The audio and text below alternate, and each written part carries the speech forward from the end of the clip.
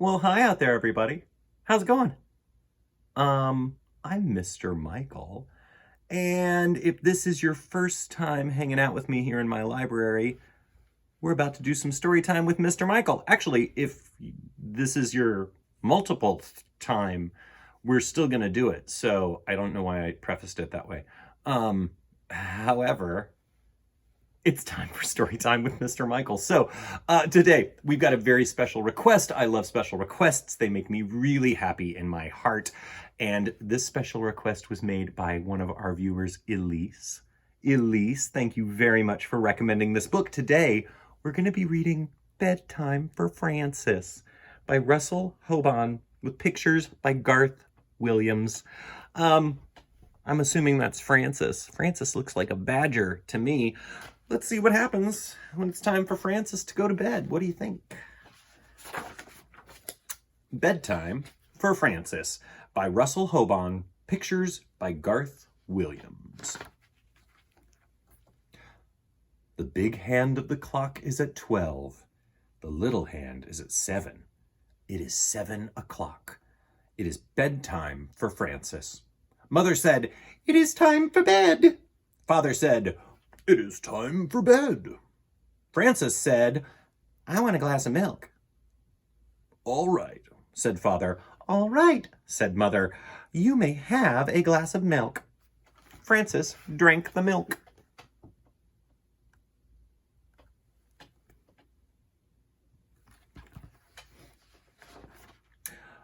"Carry me to my room, Father," said Frances. "All right," said Father. "Piggyback," said Frances. So, Father carried her piggyback into her room. Father kissed Frances goodnight. Mother kissed Frances goodnight. Frances said, "May I sleep with my teddy bear?" Father gave her the teddy bear. Frances said, "May I sleep with my doll, too?" Mother gave her the doll. "Good night," said Father. "Good night," said Mother. "Did you kiss me?" said Frances. "Yes," said Mother. "Yes," said Father.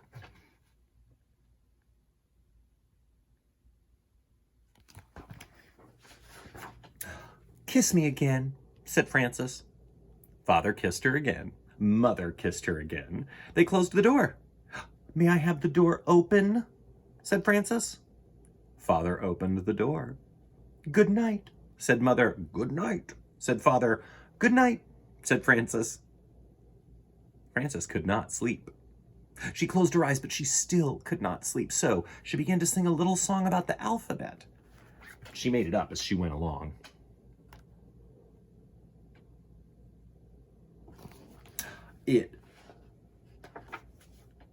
A is for apple pie, B is for bear, C is for crocodile combing his hair, D is for dumplings. Frances kept singing through E, F, G, H, I, J, K, L, M, N, O, P, Q, and R, and she had no trouble until she got to near the end of the alphabet. S is for sailboat, T is for tiger, U is for underwear down in the dryer. Frances stopped because dryer did not sound like tiger. She started to think about tigers. She thought about big tigers and little tigers, baby tigers and mother and father tigers, sister tigers and brother tigers, aunt tigers and uncle tigers. "I wonder if there are any tigers around here," she said. Frances looked around her room. She thought maybe she could see a tiger in the corner. She was not afraid, but she wanted to be sure.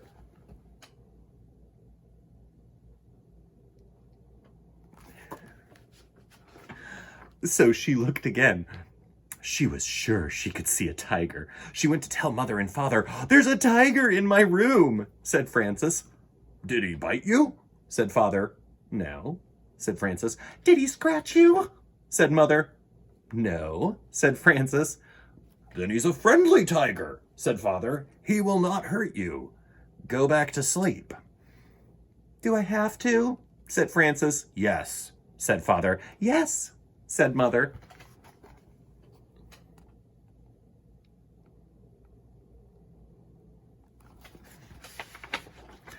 Father kissed her. Mother kissed her. Frances went back to bed and finished her song on the way. She closed her eyes again. Still, she could not sleep. Frances opened her eyes and looked around. She saw something big and dark. Giants are big and dark, she thought. Maybe that's a giant. I think it is a giant. I think that giant wants to get me. She went into the living room.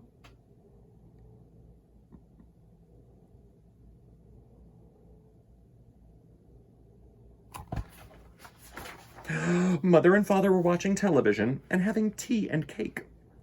Frances said, "There's a giant in my room. May I watch television?" "No," said Mother. "No," said Father. Frances said, "The giant wants to get me. May I have some cake?" Father gave Frances a piece of cake. Father said, "How do you know he wants to get you?" Frances said, "Isn't that what giants do?" Father said, "Not always. Why don't you ask him what he wants?" Frances went back into her room. She went right over to the giant. She said, "What do you want, giant?"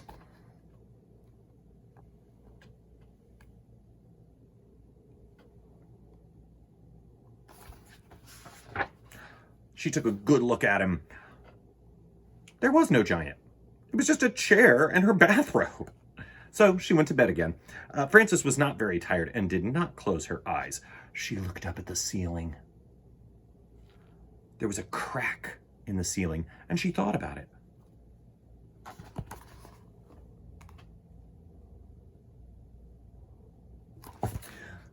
Maybe something will come out of that crack, she thought. Maybe bugs or spiders. Maybe something with a lot of skinny legs in the dark.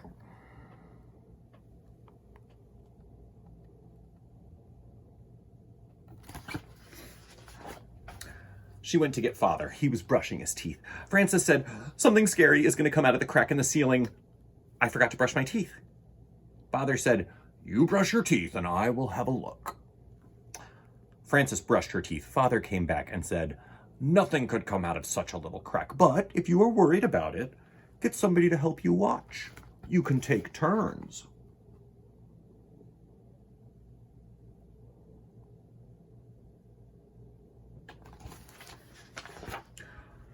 Frances told her teddy bear to watch. They took turns for a while. Then Frances got tired of it and let Teddy do all the watching. Frances got up and went to the bathroom. When she came back, she was not sleepy at all. The window was open and the wind was blowing through the curtains. "I do not like the way those curtains are moving," said Frances. "Maybe there is something waiting, very soft and quiet. Maybe it moves the curtains just to see if I am watching." She went into her mother and father's room to tell them.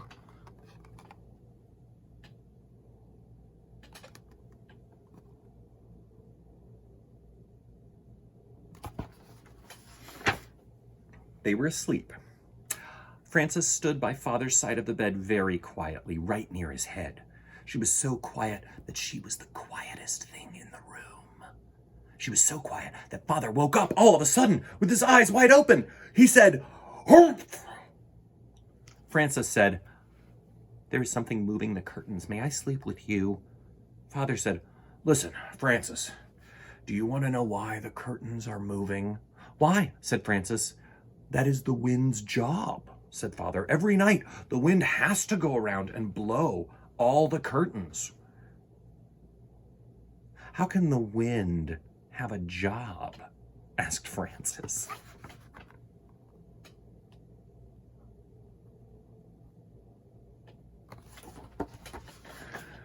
"Everybody has a job," said Father. "I have to go to my office every morning at 9 o'clock. That is my job.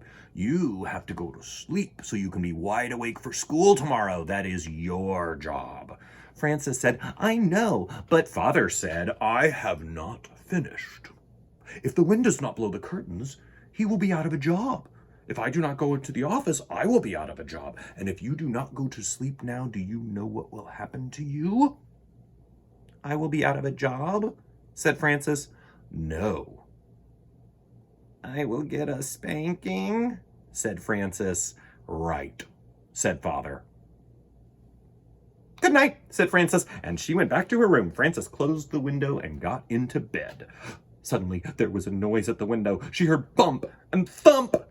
"I know something will get me this time," she thought.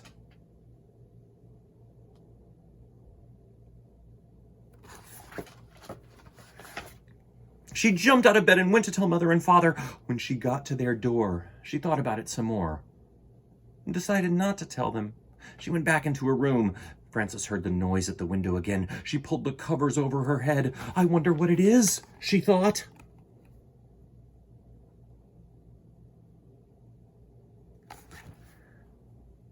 If it is something very bad, Father will have to come and chase it away. She pulled off the covers and stood on her bed so she could look out the window. She saw a moth bumping against the window.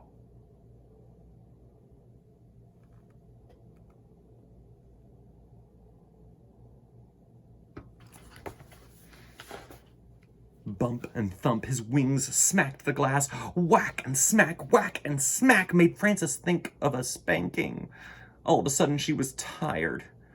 She lay down and closed her eyes so she could think better. She thought, there were so many giants and tigers and scary and exciting things before that I'm pretty tired now. That is just a moth, and he is only doing his job. The same as the wind. His job is bumping and thumping, and my job is to sleep. So she went to sleep and did not get out of bed again until Mother called her for breakfast.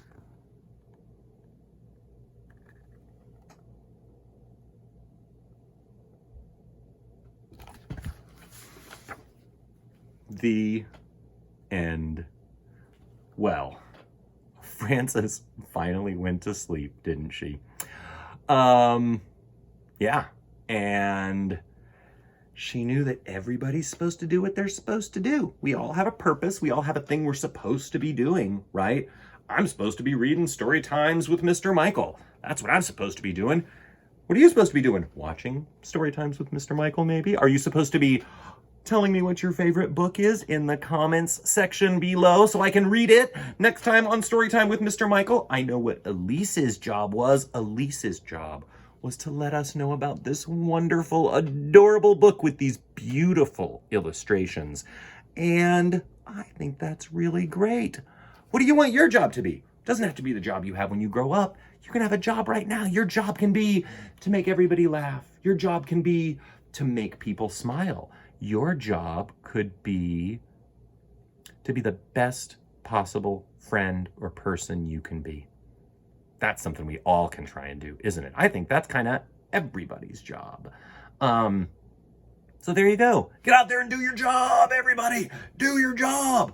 Okay, so thank you very much for joining me on Storytime with Mr. Michael. I hope it didn't feel like you were at work while listening. I know that this is like my favorite part of any day, is making these story times with Mr. Michael for you. I hope you enjoyed it. I hope you're going to come see me next time. I hope you're going to watch all old videos, and I hope you have a great day. Thanks, everybody. All right. Bye.